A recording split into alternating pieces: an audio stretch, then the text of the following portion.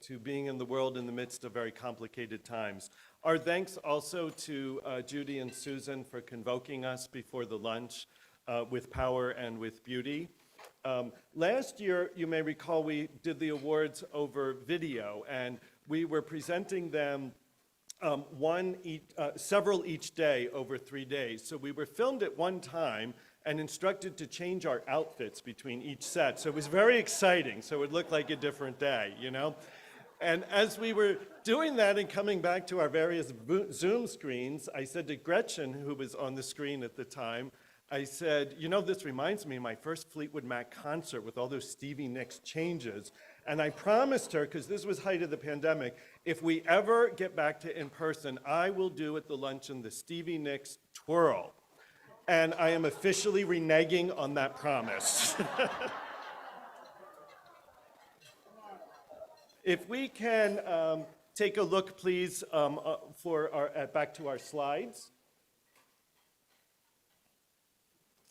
And we have the power to move ahead. Okay. All right. If you are presenting an award today or receiving an award, you could just take a moment to look at which award is coming before yours. So that's the signal when they're wrapping up and finishing the presentation. If you could come up, please, to this side of the stage and sort of wait until we then call you up. That'll kind of help us move along. And then presenters will come to the microphone, and then our awardees are invited to the mic.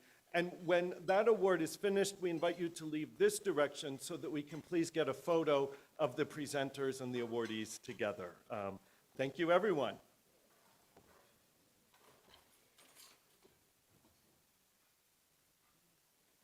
So as part of our program, we do want to acknowledge the Excellence in Education Leadership Awards and what this actually means.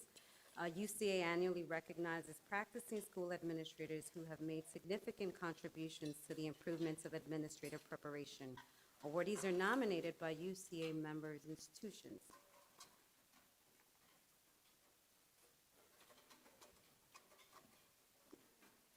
So our very first presenter for the Exemplary Educational Leadership Preparation Award is Bill Black, UCEA President.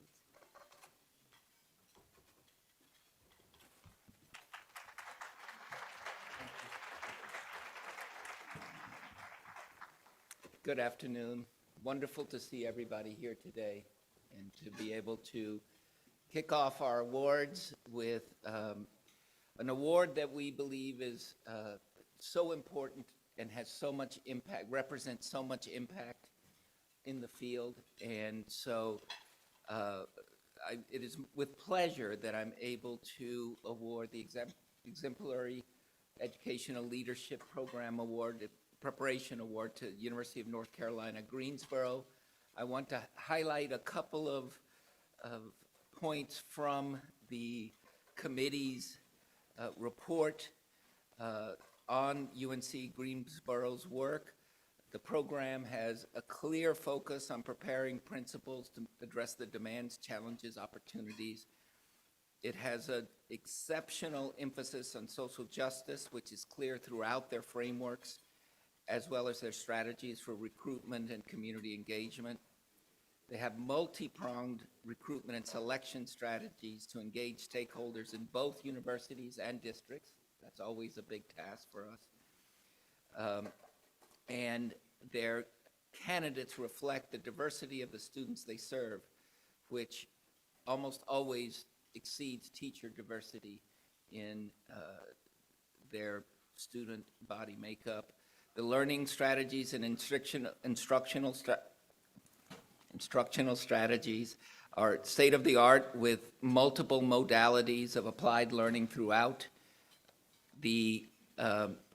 And they're able to integrate national standards in intentional and development sequence of coursework. And what's wonderful is they've been able to have full-time paid internship positions that allow their students to have opportunities to truly focus and dig deep into those experiences rather than to juggle other employment. And that is also characterized and a result of their deep partnerships with school districts that they've developed over the years. And as many of you know, to develop those relationships takes time and commitment. And in this way, I really believe it serves as a model for us to consider as we move forward. Their assessment strategies are consistent and woven throughout the program, and they've been able to do this and catalyze improvements over time with 3 core committed faculty, and then their partnerships with districts. So I cannot be more pleased than to be able to award the Excellence in Educational Leadership Preparation Program to the University of North Carolina, Greensboro.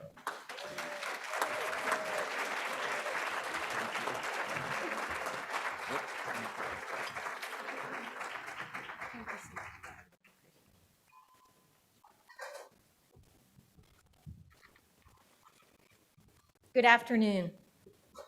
The Principal Preparation for Excellence in Equity in Rural Schools program, which we affectionately call PEERS, is an enduring and vibrant partnership that reflects the commitment and efforts of so many people, some of whom are joining us today via Zoom. Our partnership over the years has been the combined effort of 17 superintendents, 19 district point persons who are cabinet-level district reps who are key co-designers of PEERS, 3 leadership coaches who have been with us from the start, 6 faculty, countless researchers, many of whom are in this room, whose work has informed our own, 2 program managers, beloved colleagues from other innovative preparation programs, our 20 current interns, and our wonderful grads who are touching tomorrow by leading in schools today. The work of school leaders has changed and intensified over the decades. And in all the years that I've been in education, this is the most challenging year I have ever seen for school leaders. The role of principal has never been more crucial nor more difficult than it is now. And preparation for the role, therefore, needs to be as powerful as the position is both difficult and important. In the 5.5 years since the inception of PEERS, I have come to believe that district-university partnerships are the most powerful way to prepare school leaders, that the full-time year-long internship centered within a sequence of coherent courses aligned to a conceptual framework in which equity and social justice figure prominently is not a luxury, but a necessity, and that design-based implementation research is a particularly productive methodology for program refinement and contributing to the knowledge base. Prior to coming to UNCG in 2011, I had been serving as Assistant Superintendent of Curriculum, Instruction, and Assessment at a district in Ohio not too far from here. UNCG is my first academic position, and I had never heard of UCEA when I started. However, I quickly learned UCEA's vital role in advancing the field of educational leadership, connecting scholars and practitioners, and centering and advancing equity and social justice. It is therefore with immense gratitude and humility that Dr. Mark Rumley, Assistant Director of PEERS, and I accept this recognition on behalf of the PEERS program. Thank you so much.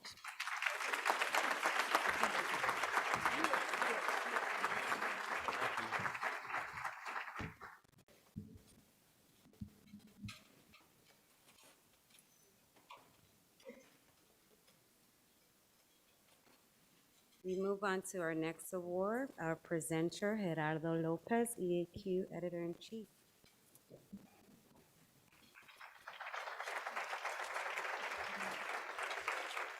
All right, the William J. Davis Award is given annually to the authors of the most outstanding article published in Educational Administration Quarterly during the preceding volume year.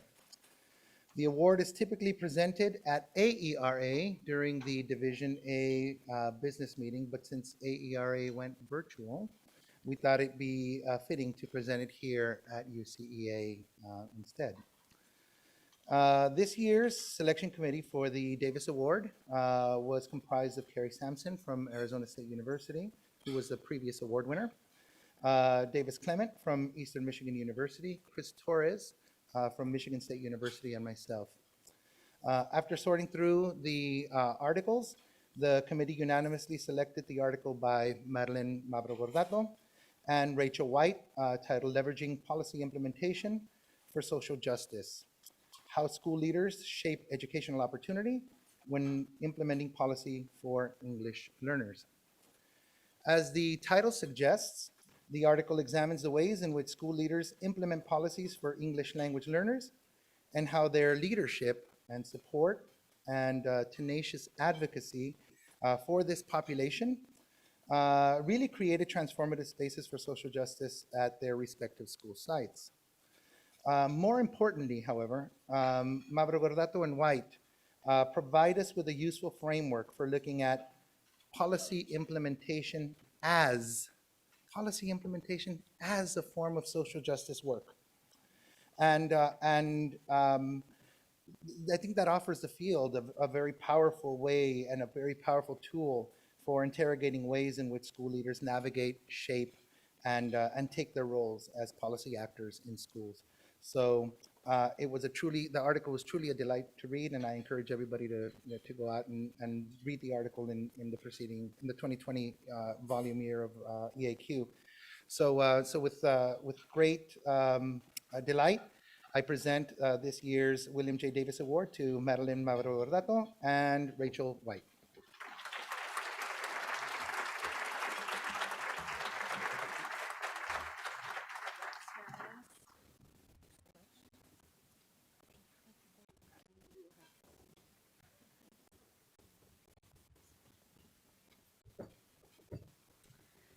Hi, everyone. So good to be here with folks face-to-face, for people who are able to make it face-to-face.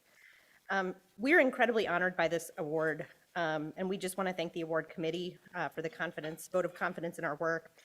Dr. Lopez, our esteemed editor of EAQ, who works very hard, and as a co-editor of AERJ, I know how hard editorial work is. Carrie Sampson, whose inspirational article entitled Impossibilities of Latinx School Board Members' Educational Leadership Toward Equity won this award last year, and I just want to call that out because she did not have the opportunity to be face-to-face to receive this award, so I want to recognize her work. Davis Clement and Chris Torres as well. So thank you again for that. I think, Dr. Lopez did a lovely job of summarizing why this article meant so much to us, that Rachel and I study the intersections of education policy and educational leadership, and policy implementation can, in fact, be an act of social justice if we help school leaders figure out how to implement policy in ways that are true to expanding educational opportunity and equity for our students. We're grateful to so many people. My phenomenal collaborator, Rachel White, I was a first-year assistant professor at Michigan State 10 years ago, and she was paired up with me as a research assistant. And you talk about luck. When you get this person as your research assistant in your first year as an assistant professor, Rachel is phenomenal. The anonymous reviewers who provided incredible feedback, thank you to those people. Our amazing educational administration colleagues at MSU. We have a great team at Michigan State, and we're so privileged to now be the headquarters for this esteemed organization. So many UCEA role models, folks like Michelle Young, Mariela Rodriguez, Pam Tucker, just people who have been formative in my upbringing as a professor and as a scholar. Ellen Goldring, who gave me my conceptual and theoretical chops, and for being an incredible mentor for many years.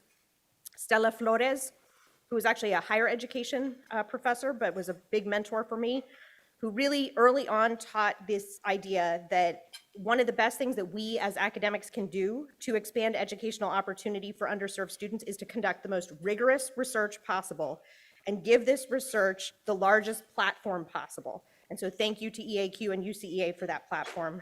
And then just two other groups of people.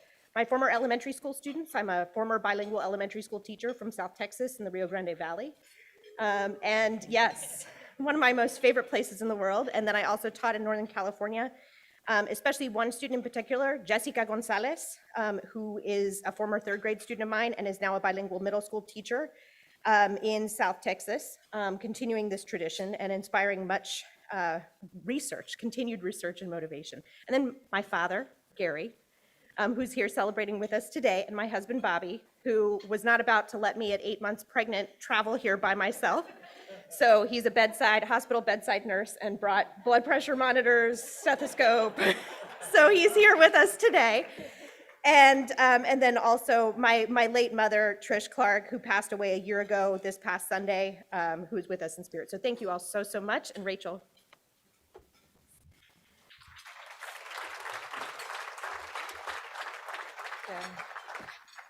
Hi, everyone. I just want to echo Maddie's gratitude towards the awards committee. What an honor to be recognized for this article. And I want to, of course, thank Maddie, an amazing collaborator, mentor, and friend. And then I want to thank the UCEA community. This group of brilliant minds has been integral to who I have become and the direction I continue to head.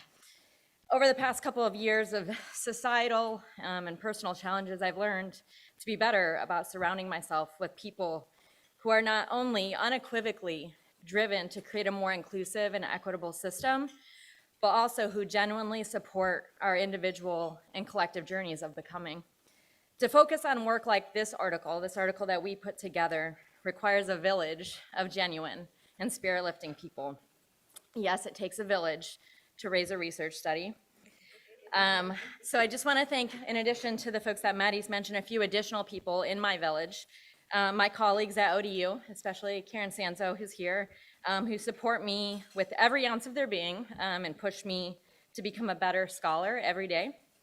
My parents, who nod and smile at my passionate discussion about education policy and implementation, diversity and equity at the holiday dinner table, but in all seriousness, who have been my biggest fans and really instilled in me the importance of contributing to the betterment of public schools.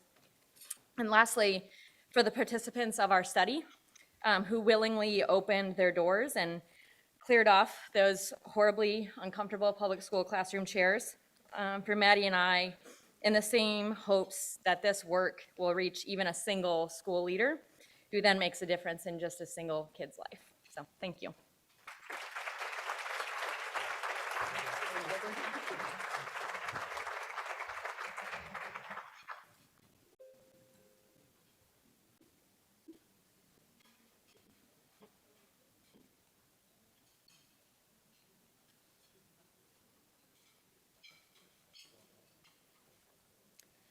So the JCEL Paula Silver Case Award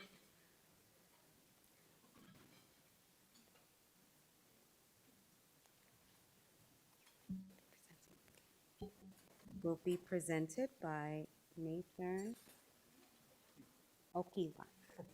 I respect names.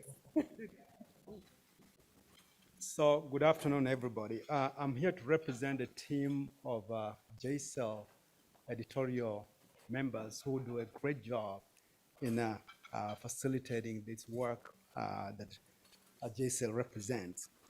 And the Paula Silver Award is awarded annually in recognizing a case that has impacted the field. And with a committee of people who do the work to sort through the previous volume of the cases, and this is volume 20. That is volume 23, the year 2020. So last year, the committee selected a case that represents good work of these two scholars, Osue Lopez and Erica Fernandez. The case is titled, "You Never Know When You Will See Him Again, Understanding the Intersectional Dimensions of Immigration, Indigeneity, and Language for Unaccompanied Indigenous Minors." The case presents the issue of unaccompanied minors at the US border by using the critical incidents to discuss the issue of authors. Authors are able to present this issue in a more holistic and complex manner. This multi-pronged approach allows readers to consider a variety of issues that students and schools do face. The case is well supported with robust teaching notes, discussion questions, and activities, as well as supplemental readings. And that's what the reviewers highlight for this case. Some have the pleasure to invite the winners of this case. Welcome.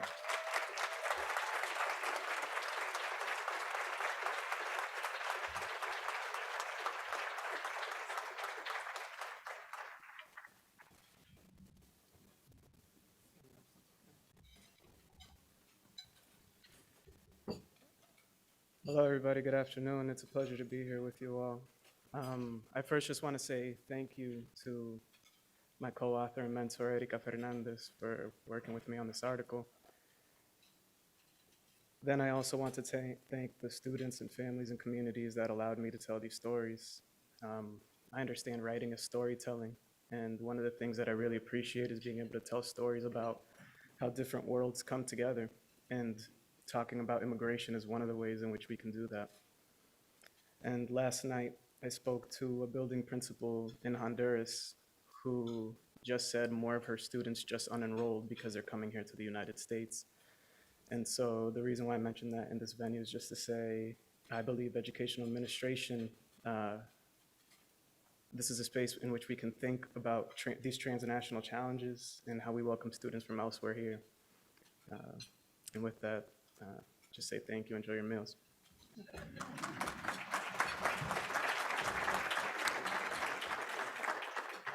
Hola, buenas tardes. First and foremost, we would like to acknowledge how deeply humbled we are that this case is part of a JCEL special issue that specifically and intentionally centers Indigenous voices, perspectives, and experiences.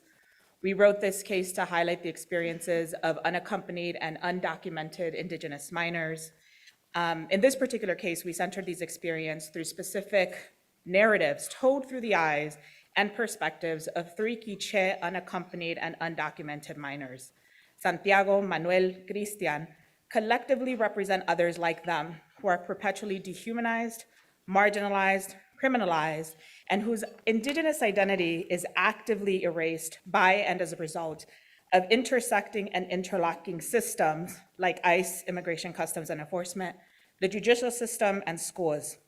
Regardless of these attempts, unaccompanied and undocumented Indigenous minors unapologetically navigate spaces as their authentic selves.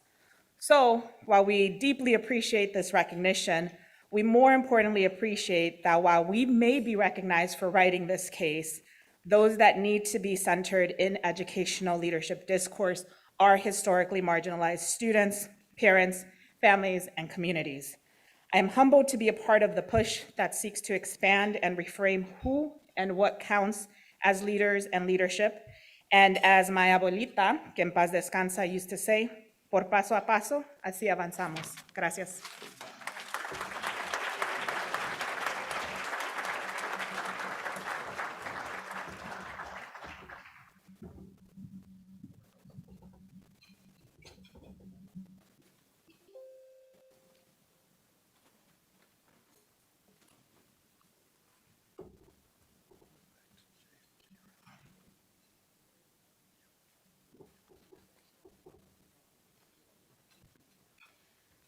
So the JRLE Best Award. Presenters are not here today, but we will be providing you with their notes and sentiments for the recipients. Catherine Horn and April Peters Hawkins. So I will read off what April has mentioned. We're excited to award the Journal of Research and Ed Leadership Education's Article of the Years to Doctors Rachel Garver and Tanya Maloney of Montclair University. Their study, Redefining Supervision, a joint inquiry into preparing school-based leaders to supervise for equity, offers unique insight into challenges and opportunities of preparing supervisors to promote equity. The findings offer critical insight, especially useful for programs committed to the preparation of socially just emerging leaders. In selection, committee members describe Garver Maloney's work as vital and practical, both in its ability to influence both research and practice. We are excited.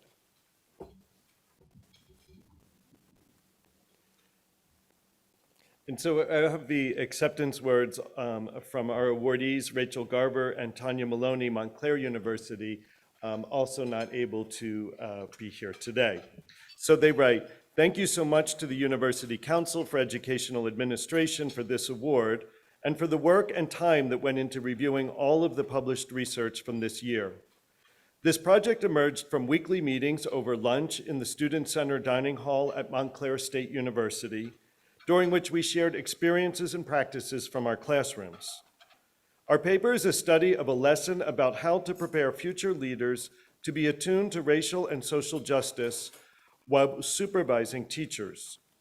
Our intention was to broaden what supervision entails and to provide a model for other university faculty to reflect systematically and critically about their own practices.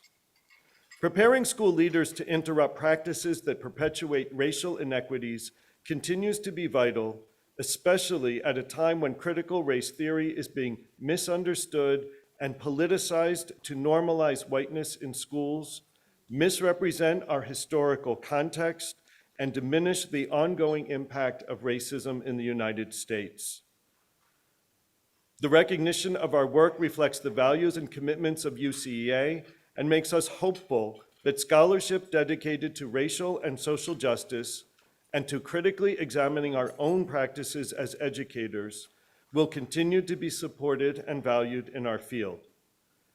We hope that our fellow educational leadership scholars will continue to work with us and join us in conversation because it will take our entire community to end educational inequity in schools. We regret that we were not able to join you all in person today, but we look forward to engaging with your scholarship and to meeting you in the future. Congratulations to our awardees.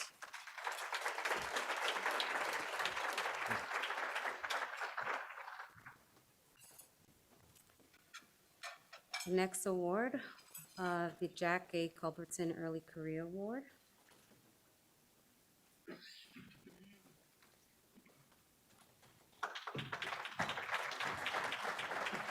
Brian? Alrighty, good afternoon. On behalf of co-nominator Dr. Susan Korach, I'm so excited and proud to introduce you to this year's Culbertson Award recipient, Dr. Aaron Anderson of the University of Denver. This award's namesake, Dr. Jack Culbertson, advocated that educational leadership scholars needed to build bridges between theory and practice so that the policies and practices that are created and instituted benefit all kids, educators, and communities. This theme of bridge builder, to Susan and me, perfectly encapsulates the scholar and the person that is Aaron Anderson. So while she's built many bridges over her nearly 20 years in education, I want to briefly highlight 4 of these bridges just to show you a little snapshot of how much work she's done over the past 2 decades to improve the practice of hundreds of educators and the learning experiences of thousands of students. So first, Aaron worked to create the UCEA Graduate Student Council and the UCEA Graduate Student Summit, and these 2 entities, now in their 10th year, are integral parts of UCEA and the UCEA convention experience. And they've enabled hundreds of graduate students to build bridges with one another and between themselves and UCEA. Second, Erin was the first postdoctoral research associate for UCEA and centered much of her work on state policies related to principal licensure. This work has been instrumental in building bridges between professional standards for educational leaders and hundreds of state policymakers around the United States. Third, Erin facilitates the Design Improvement Program, which is an important bridge between the University of Denver, Denver Public Schools, and other school districts in Denver and its surrounding areas. Erin's trailblazing work, merging improvement science and design thinking with this program, has created a foundation for hundreds of educators to provide more rigorous and equitable learning experiences for thousands of students in the Denver and surrounding areas.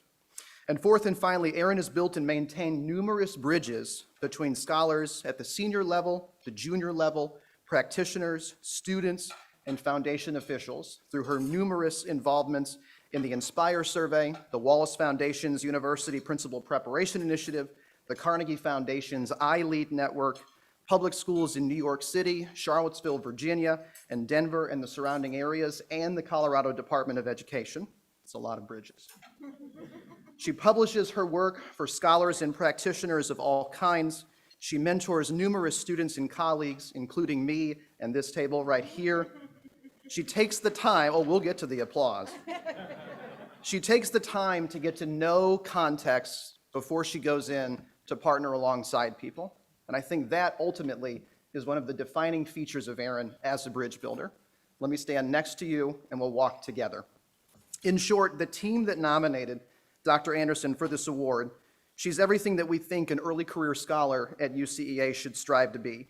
While we're thrilled that her work is seen and valued, we sincerely appreciate with this award that her work is formally recognized. On behalf of our nomination team, Dr. Korach and I would like to introduce you to this year's bridge builder, Dr. Erin Anderson.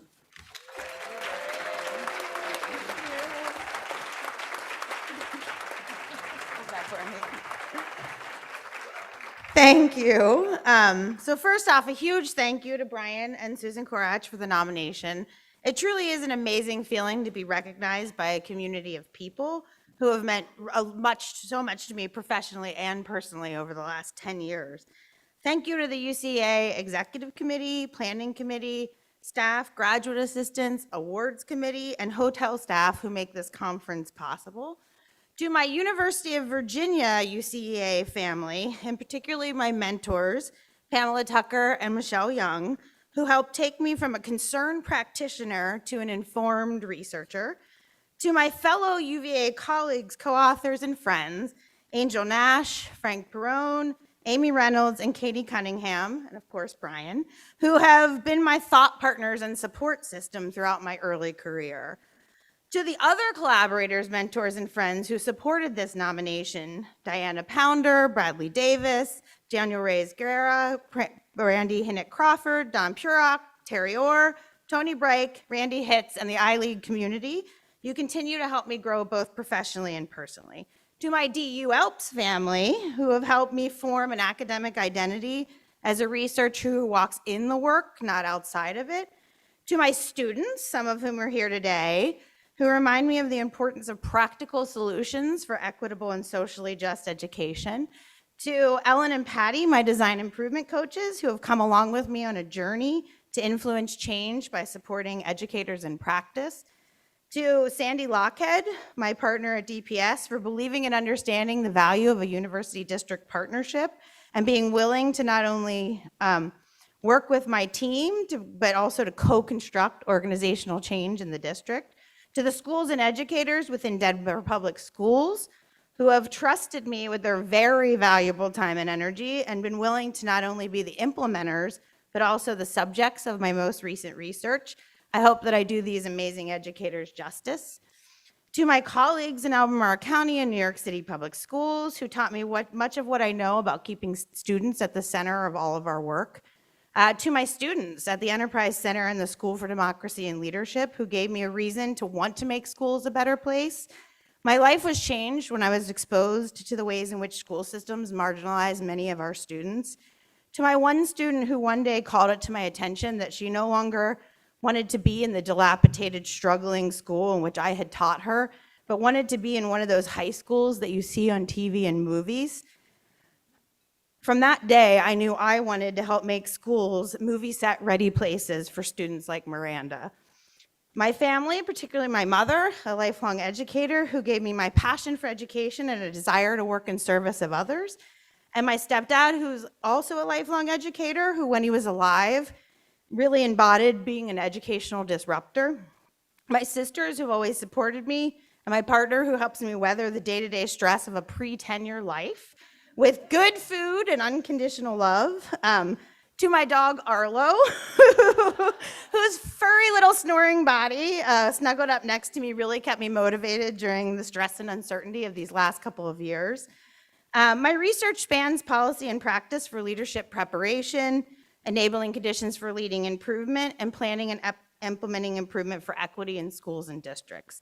I seek to really, truly bridge practice to theory through applied research that provides strategies for implementing positive change in our schools. And so thank you all for honoring this work with this award today.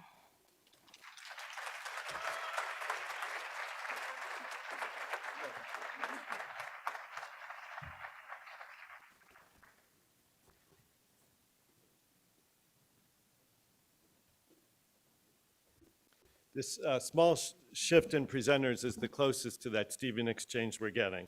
Our next award is the Master Professor Award.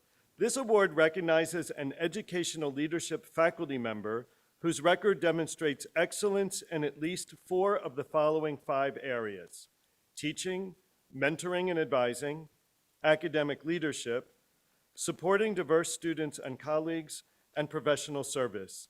The Master Professor Award will be presented by Michelle Young.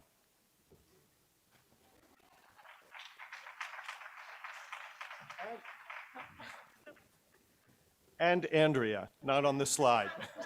Sorry.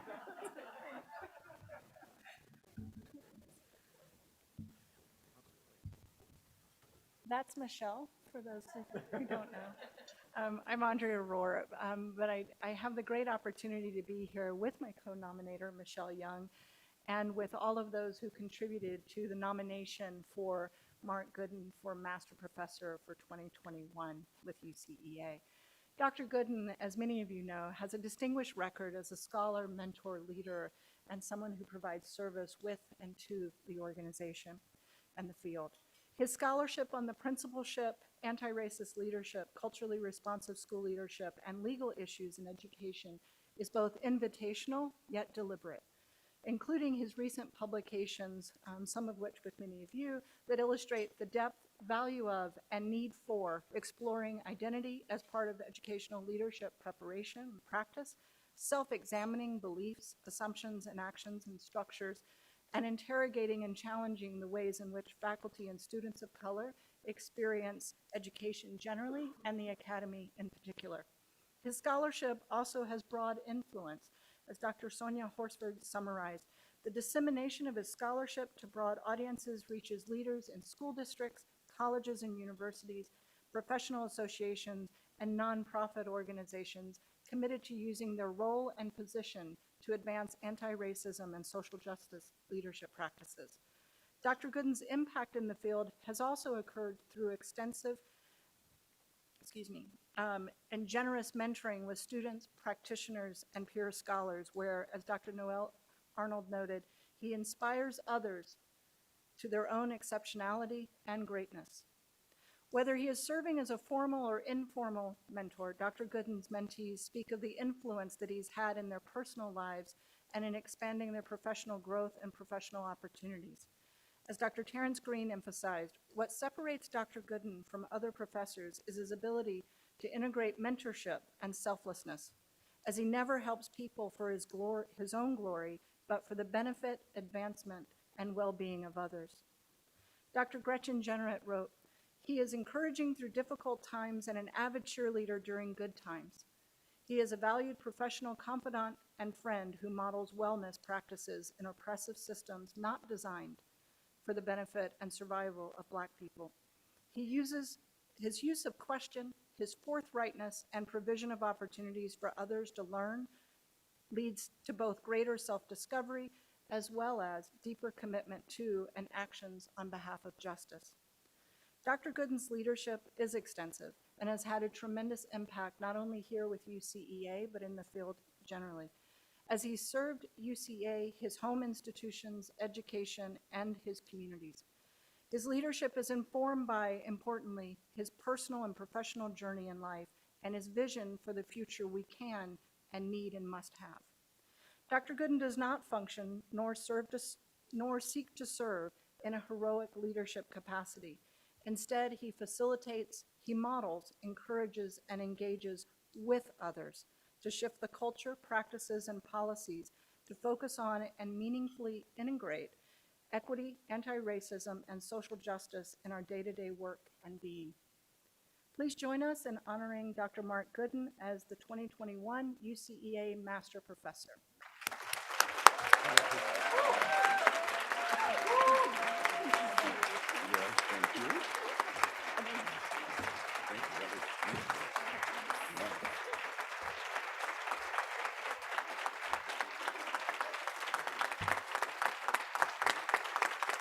Oh, oh. You're gonna make me cry before I start. Thank you. Thank you so much. Thank you. Good afternoon.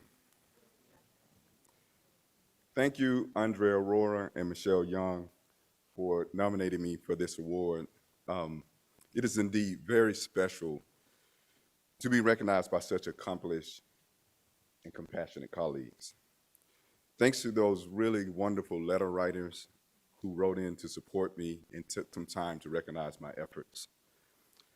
Thanks to the selection committee for their work. And in receiving this wonderful award, I wish to just share 3 thoughts to live by, and then, not quite like a preacher, I promise I will take my seat. I see myself as a scholarly teacher.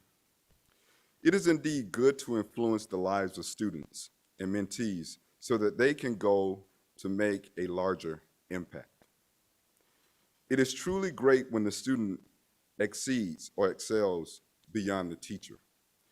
That could be a testament of how good the teacher is, or maybe that's just a really good student. I embrace leadership. As a leader, it is important to do what we can to develop and strengthen relationships, establish deep roots by planting the difficult seeds in hopes that those seeds may germinate and bring about greater change. Finally, it is imperative to be open to public learning. Seems as if we've gotten away from, but sometimes embarrassing about learning, because we have to admit that we don't know. So while Master Professor has a nice ring to it, and it suggests one may have arrived, I also see it as a way of reminding me that one must keep striving to improve, keep supporting others, and keep making mistakes. As far as I know, it is still a blessing to be able to learn from your mistakes. I still have a lot of learning to complete. And a funny thing happened last week. I had a former doctoral student from my days at the University of Cincinnati, I'll just say over 15 years ago. It's a rough estimate. She called me for another reason, but in the process started to share how much I had changed her life. And it just, it caught me off guard. She is now an accomplished leader in the Atlanta area and reminds me of how I introduced Linda Tillman's Unintended Consequences article to her and so many more. And she said, I still use that article and I still remember the things you said to me, and I still talk and use those quotes. And one of those I talked about how the academic family is so small. Indeed, she would go on to write an article with Professor Horsford. She's probably remembering who that is right now, and to interact and engage with scholars whom she had never met, but felt like they were connected and a part of her family because of what I had introduced her to in a class so many years ago. That affirming call and conversation about my impact in that relationship exemplifies, at least in my opinion, these 3 points. So with that, I'll close and just say thank you again for recognizing me with the Master Professor Award, and also congratulations to all of the awardees today. Thank you.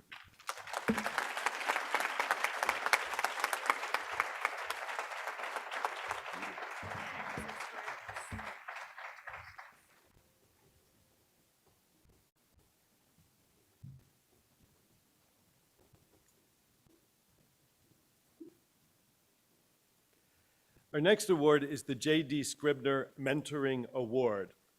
The Scribner Award recognizes an educational leadership faculty member who has made substantive contributions to the field through mentoring the next generation of scholars into the roles as university research professors, while also recognizing the important roles mentors play in supporting and advising early career faculty. To present our award, Malu Gonzalez is joining us via a prepared video.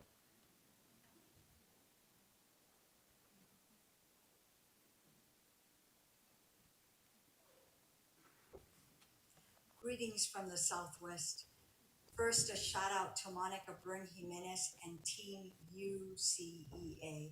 Thank you very much for holding this great convention during such difficult times. I apologize that I could not travel to be with you in person, and I am so sorry that we lost J.D. Scribner a couple of months ago. a huge loss to our field, to his friends, and especially to his family. However, I believe Jay would be very happy today to know that Mariela Rodriguez is the 2021 recipient of the J.D. Scribner Mentoring Award.